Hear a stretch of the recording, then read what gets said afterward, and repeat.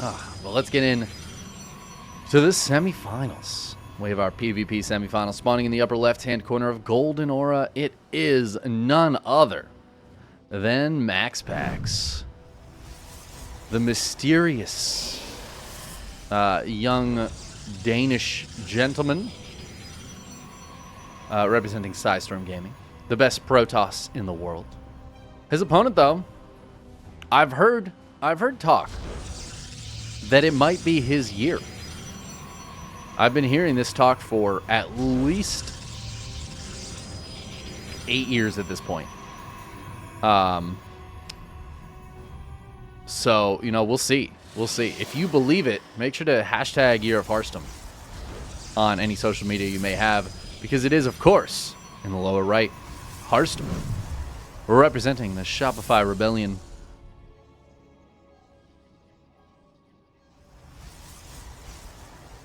I'm excited for this one. Hearthstone just looked really strong against Skillus, and I feel like if you can beat Skillus 2-1 in a PvP, you have a good shot against MaxPax. MaxPax's PvP is very strong, but I don't know, man. I might be starting to believe in the Year of Hearthstone. All right, now MaxPax opened the same way as Hearthstone with the pylon. I've been talking about this all these PvPs. I'm intrigued. I'm intrigued as to why. But they both open with the pylon here. Now this map, it makes sense to me because you can put the shield battery right here, right? And that's like a beautiful spot for a shield battery if you need to play defensively and get that shield battery down a little earlier.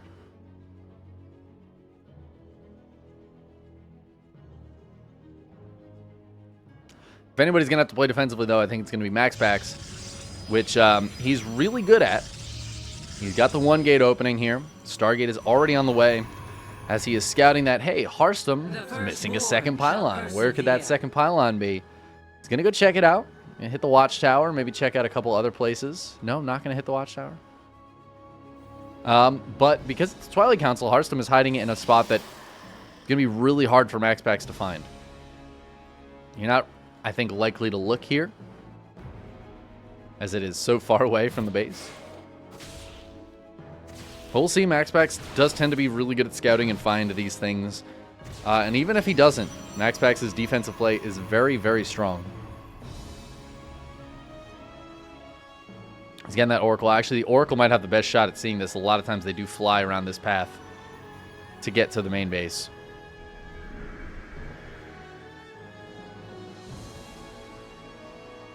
The Adept, keeping an eye on things, sees that there is still no base here.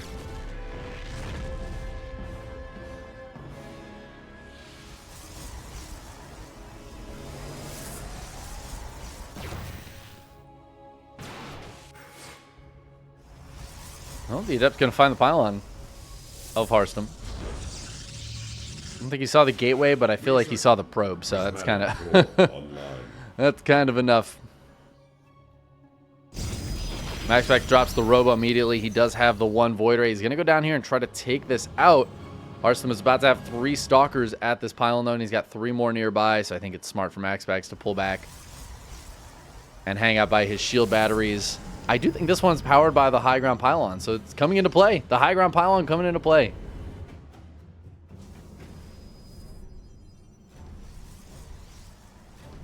Hearthstone going to wait for some more Stalkers as well as Blink to get in here. MaxPax, I think, knows what he's up against. His Robo is almost done. He's got a second Void Ray on the way. Being very patient with his Prismatic Alignment, not using it just yet as that Void Ray is starting to get hit, but not taking any hull damage to those volleys. The shield battery sealing it up, but the shield batteries are going to run out of juice at some point.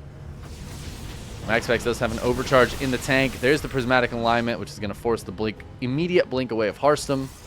MaxPax is buying time, as much time as possible. Already has a shield battery on the high ground. He knows what he's about. 2 more batteries go down on the low ground as well. MaxPax is very good at defending these positions, but Hearthstone going to still be looking for a way in.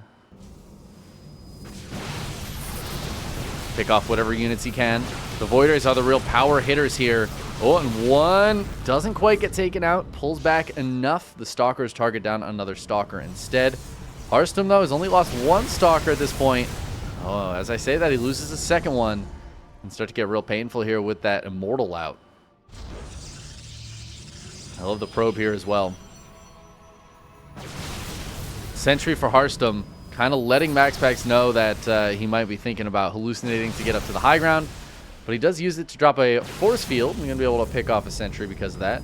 However, with 4 shield batteries here, the healing potential is pretty high. He's going to need to be 1 or 2 shotting these units to have any hope to getting them. Oh my god, the blink forward. He's going to get 1 Void Ray. He's going to get a second Void Ray. He's going to go for a Stalker.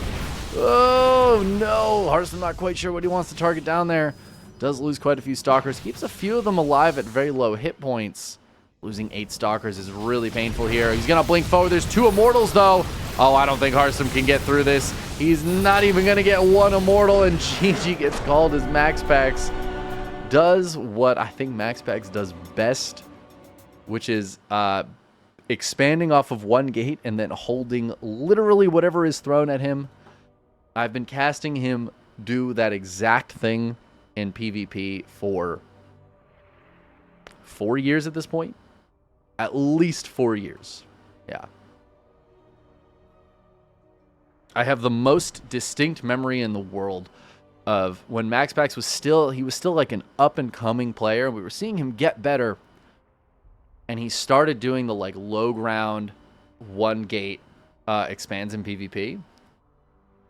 And then Zest tried to kill him. And I think we all just assumed Zest was going to kill him. Right? Zest was like, okay, well, you're doing that. I'm going to 1-base you and just win. And he held against Zest. And this was like prime Zest against a MaxPax who had not proven himself yet. And MaxPax holding there, that was the turning point for me. I remember casting that one and being like, oh, I think this kid's going to be the best Protoss. Like, yeah. Oh, so good. Anyways, he's been doing it since then. And that was like early 2020.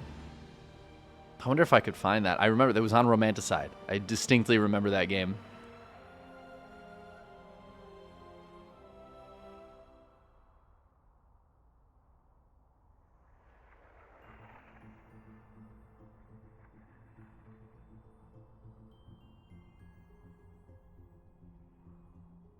Looks like Spirit took out Wayne, so he's fighting Raynor in the lower bracket.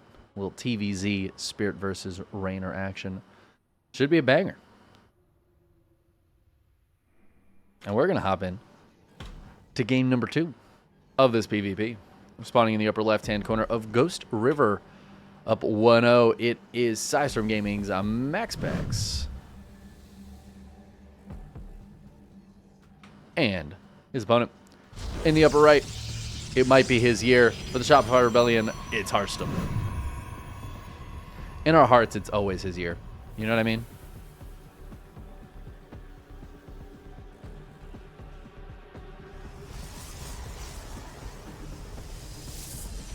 Oh, hold on. Hold the phone here.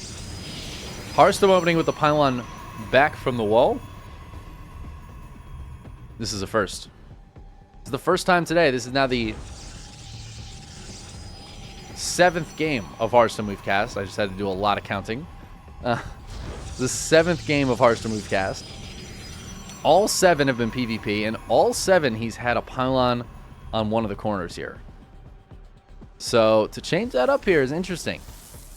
Why is Harstum changing that up? Maybe this is why. Maybe because probes will come in and be annoying and block it. MaxPax opening this way, which makes sense to me because he's going for the single gate in the Cybercore wall. Because he's MaxPax, he never opens up double gate. Honestly, seeing MaxPax ever open up double gate like this, that's what really blows my mind. I'm like, whoa. Whoa, dude. He put down 2 gateways, dude. That never happens. My man's he's a 1 gate kind of guy, you know? Why build 2 gates when you can instead build 1 gate?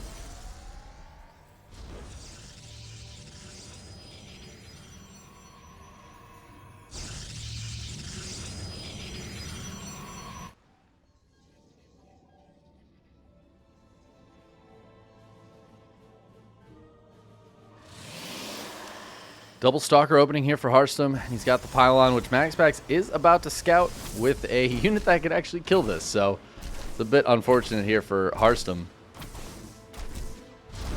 Hearthstone's going to put down the gateway anyways. Is he going to just start up a second Pylon here? Yeah, I think he might be. The Adept will come in and finish off the probe, but Hearthstone really committing to this proxy game. With the 2 Stalkers coming over, I think he will be able to hold on to it. Now, losing that Pylon is annoying. It's a nice little victory for MaxPax. Not really the end of the world for Hearthstone, though. Oracle is on the way. MaxPax wants to make sure he's got that Oracle out to potentially get pressure on the other side of the map. I don't think we really saw that come into play last game, though, did we? You know, honestly, I forgot about the Oracle. I was so focused on everything else, I totally forgot about the Oracle in game 1. Oh, Oracle gonna fly right over these Stalkers. Takes a lot of damage, stays alive. But at 16 hit points, it's got to be really careful on the other side of the map as well. Now these 4 Stalkers over here causing problems. We see, once again, MaxPax using the Pylon positioning here to help defend. Oracle gets into the main. Oh, drops the Stasis Ward. Good pull wave by Hearthstone, though. He's paying attention. Oh my god, but he sends the probes back before triggering it and actually gets like 8 probes caught. That's a real problem. That's a lot of lost mining here, and especially the gas. It's going to have almost no gas coming in. Void Ray turns on its prismatic alignment, but the Conkev from Hearthstone is fantastic, and the shield batteries do not reach this side of the base. Ooh, gets that Stalker.